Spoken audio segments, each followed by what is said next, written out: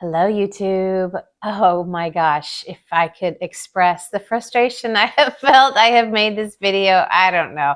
I'm not going to count, but this is at least the fourth time I've tried. So, you know what I think though? I think it's just breaking me down. I'm so conscious of not being performative in these videos and like being myself and being natural.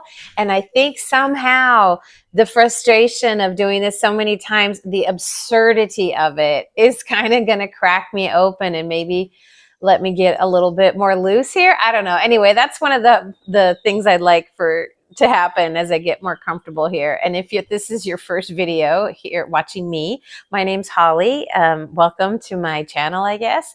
I've been really stutter stepping my way through my, if you can call it a launch, right? So I don't even remember when my first video was, but I think it was in the fall. And anyway, best laid plans. I'm here. I'm ready to make a fresh start, but I need to work out my technology because this has been the Achilles heel the whole time. Is when I come up against something that's technologically challenging for me, I get frustrated. I want to just throw the towel in.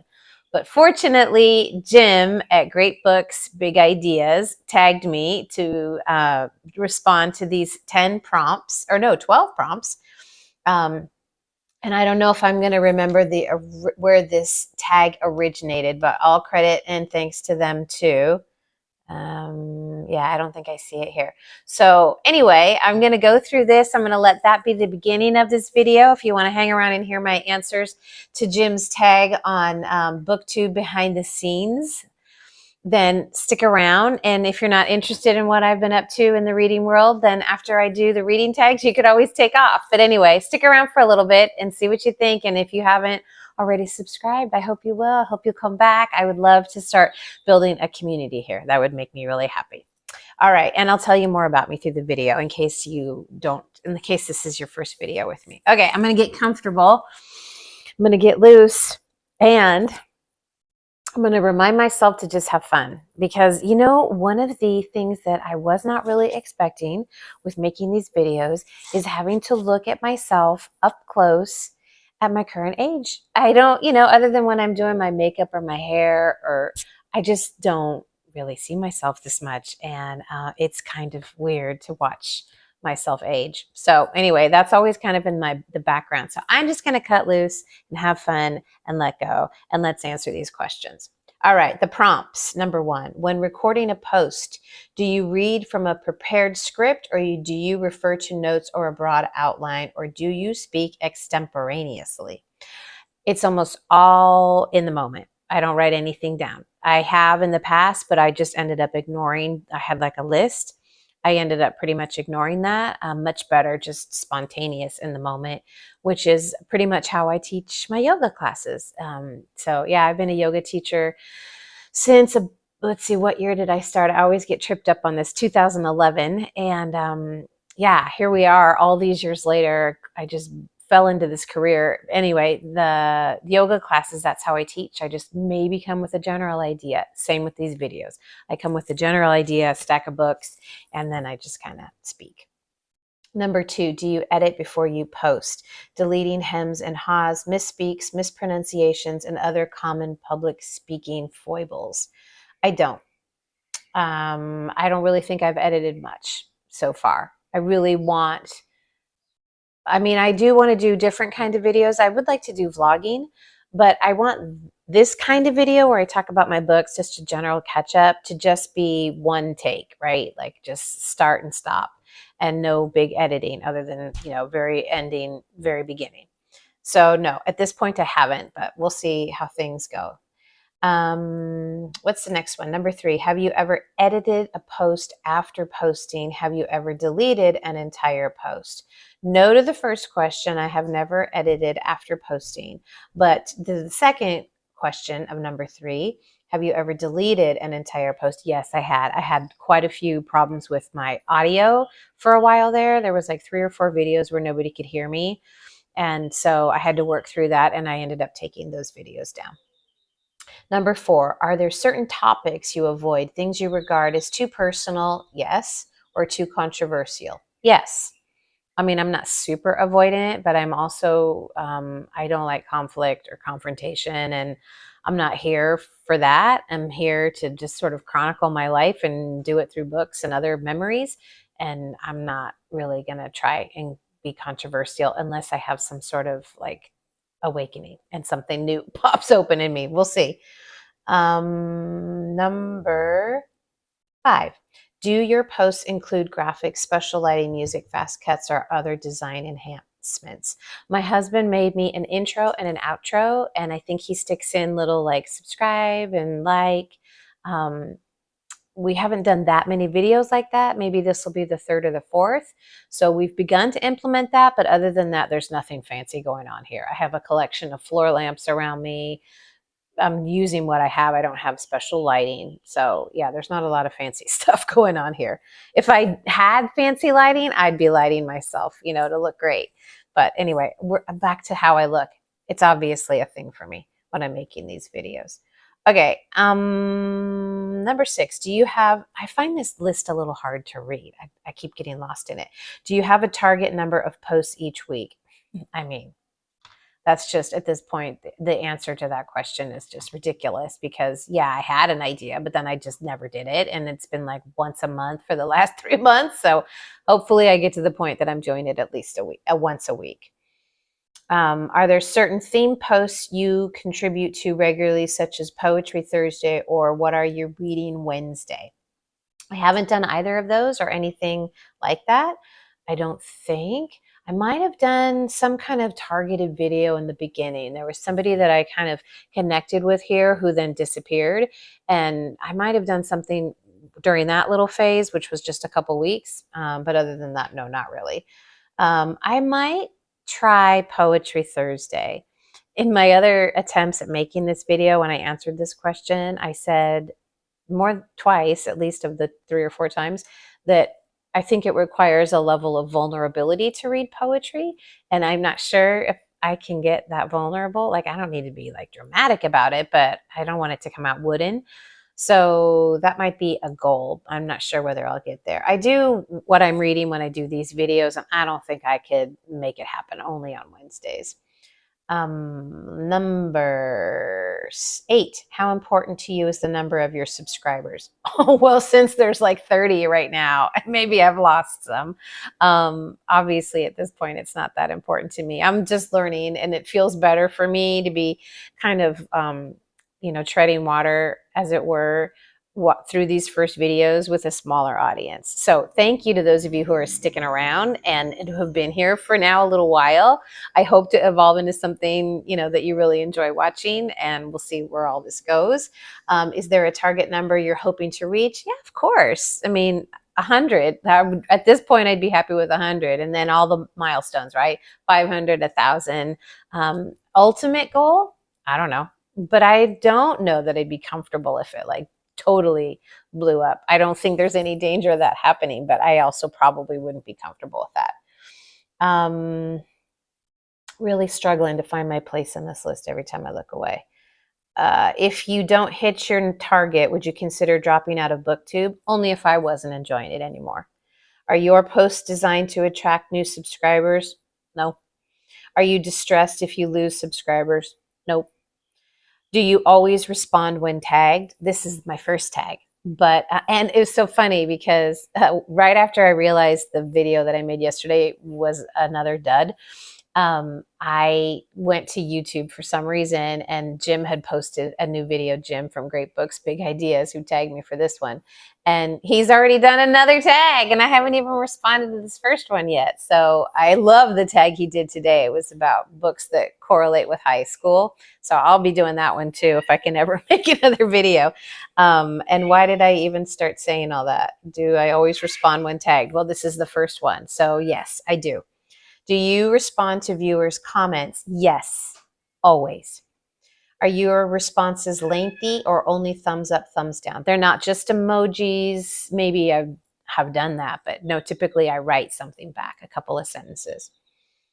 Have you ever blocked anyone from viewing or commenting on your posts? Nope. And number 12. Oh, number 12 is to tag some BookTube friends. Okay, well, this is where I was supposed to, before I sat down to make this video, I was supposed to go and find at least 2 new BookTubes that I've been following for the last week or so.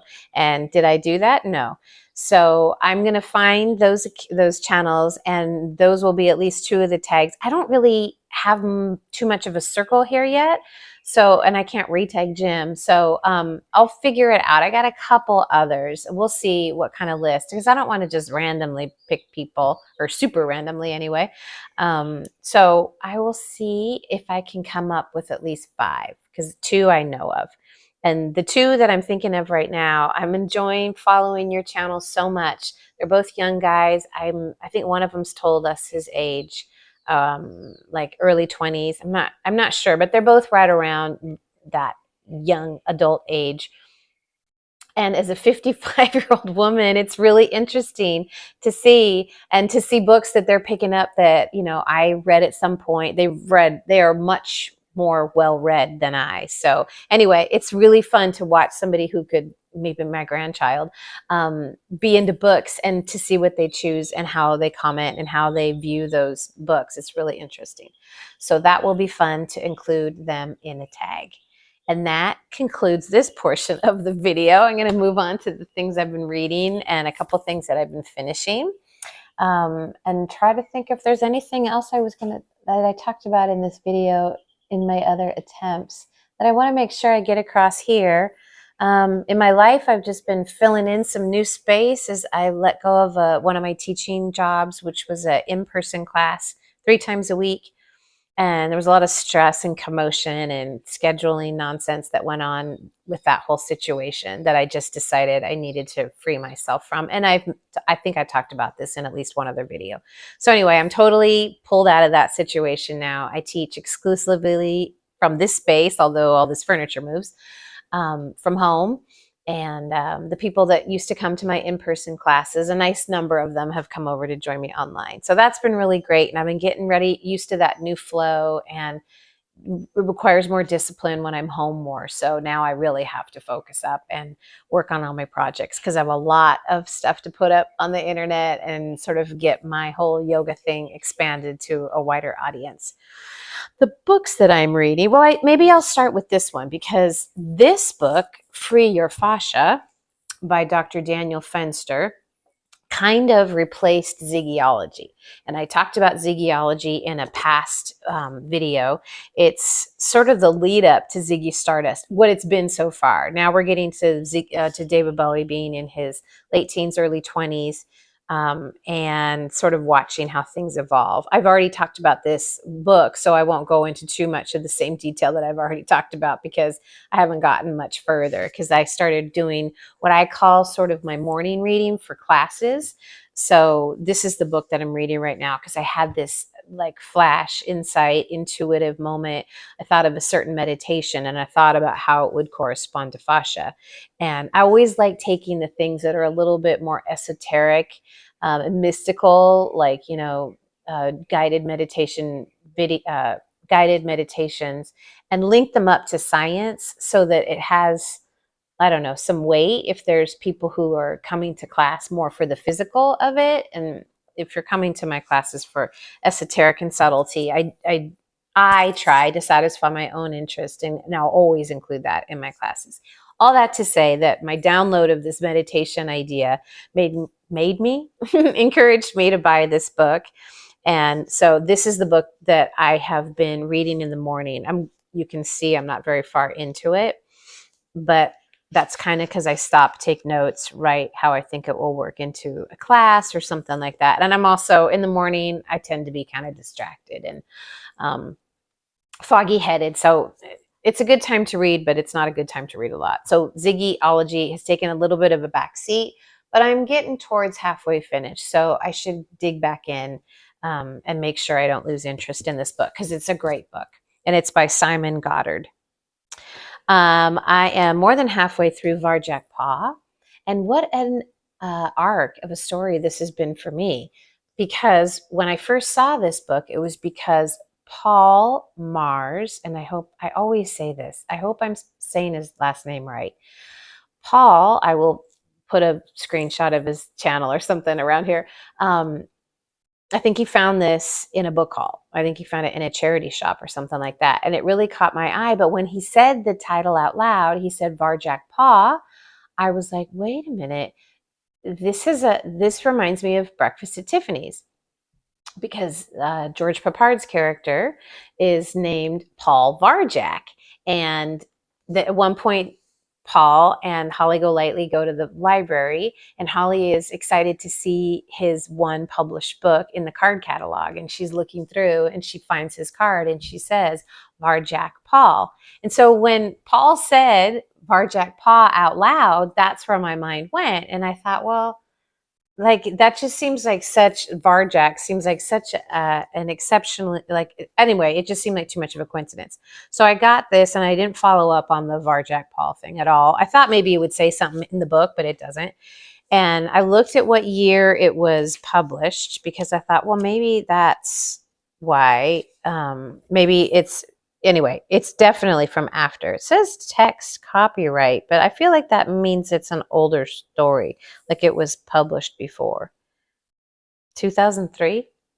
Anyway, I'm getting a little lost in my own story. Okay, so then I started reading this book, and one of the other cats in the book so far is named Holly. And I'm like, okay, there's another Breakfast at Tiffany's.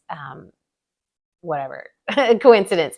So then, in preparing for like the second or third of these video attempts that I've made, I thought, you know what, I'm going to actually look this up. And in fact, the author, S.F. Said, this is a nod to Breakfast at Tiffany's. And what I had forgotten was that Paul Varjak's book that was published and that Holly saw in the card catalog is called 9 Lives. So there's just this whole moment of connection. And when I first started, I wasn't sure. It just sounded familiar to me. And then in making the first videos I made, I still wasn't sure. And now I'm sure. And here we are. So maybe that's a sign this video is going to be the one that's a keeper. But anyway, the story's really, I'm enjoying it. It's a children's story, I would say, for maybe age 8, 10, 12 at the most. And one of the things that has been so fun about watching Paul's channel is that he dips into children's books all the time, and young adult but like seriously children's books, like little kids books. And it's been a really, like, he's given me permission somehow to go back and read the books that I read when I was little, and also to get the ones that I missed that the first time around. So this is kind of one of them. I was like, that sounds interesting. I'm going to dip back in. I finished another kid's book a couple, like maybe 6 weeks ago. It was Despereaux by Kate DiCamillo. And yeah, so anyway, this is a cute book, and it's got all these connections to Breakfast at Tiffany's, and being a Holly myself, I've always felt a little special connection to that movie. Okay, so this is the book I'm reading now. It's called Bear by Julia Phillips. And I feel like, oh, and Varjak. I'm reading these two at the same time, and then any books that I'm reading for my yoga classes. So I'm really liking this book so far. It's about 2 sisters who live up in the like Vancouver Island area, and they're supporting their ill mother and, barely scraping by. And all of a sudden this bear starts showing up in their lives. And after like the 3rd or 4th sighting, even with him coming and sitting on their front porch, the one sister's getting more freaked out and the other sister's getting more enchanted. And that's by the bear. And that's where we are in the story. So I am really enjoying that right now. And I myself have a connection to bears. It's part of my family nickname and part of one of my dad's nicknames. And I've felt really close to the symbology of bear since my dad passed away like 3 or 4 years ago. Suddenly I can't remember, but I think it's 3 years ago. So anyway, I am liking this, and I don't know where I am. Not quite halfway, but getting close to halfway. I'm at least 2/3. Is 2/3 more than 1/2? I do believe it is, but whatever. We're not going to do math on camera. I finished this book, Mexican Gothic, by Silvia Moreno Garcia. The first half of the book I loved. I was having a great old time being with her in her socialite world in Mexico City. And then the story took a turn into the Gothic, and how that developed in the story just didn't really work for me, which is weird because I'm almost never critical. Like I almost always like everything. I'm not like super discerning. And anyway, I almost gave up. Not like close, but I was like, do I even want to finish this? And then I was already more than halfway through, and I was like, yeah, this would be a shame to not finish it. I don't know, it just got a little too like silly. And then the gross parts were like so gross I could barely even read them. So I don't regret reading it at all. I like the way she writes. I just didn't like the way she developed the story. So I look forward to reading something else of hers because I think I will like something else. But this one didn't really hit me. So I'm going to give it like 3.5 stars. But I am going to share this with a friend of mine who I think will like it. And we'll see. I like to share books with that one particular friend. All right. Do I have anything else I want to talk about? I mean, yeah, eventually I want to talk about other things. Like I do want to continually contribute to the BookTube thing, but I also want to expand beyond that because I'm not like the fastest reader. I'm not going to have like 6, 7, 8 books to show you at the end of every month that I've read. Like I'm lucky if I get through 2, 3 would be pretty great. So yeah, there's other things in my life that maybe take the place of my reading, and maybe this will help me realize that I do waste too much time and I could be reading a lot more, but probably not. Yeah, so I'm just working. We're halfway through May, so I'm starting to work on my June calendar for yoga. And yeah, that's it. I look forward to figuring myself out here on YouTube. I just haven't yet. And I think that's part of my sluggishness of posting, in addition to my technological challenges. I just kind of feel like maybe I haven't found the voice for this. But then I remind myself that the voice I want for this is just my normal voice. I thought about even calling my channel like Dear and my best friend's name, just like I'm talking to her because we don't live near each other. But then I don't know, that seemed a little too personal. So, but anyway, you get the idea of what I'm trying to say. I kind of just want this to be like a video diary, which I guess is vlogging, which I'd like to do too, but baby steps at this point because I need to get my flow, my regular flow going, figure out how to record successfully and all that stuff. So I really appreciate those of you hanging on for the trip, and let's see how I evolve here on this channel. And if you have suggestions, I'm always open to constructive criticism. I think I'm going to let that be it for today. Thanks for sticking around this long. I'll see you for the next video. My name's Holly. Have a lovely rest of your day. Till next time. Bye-bye for now.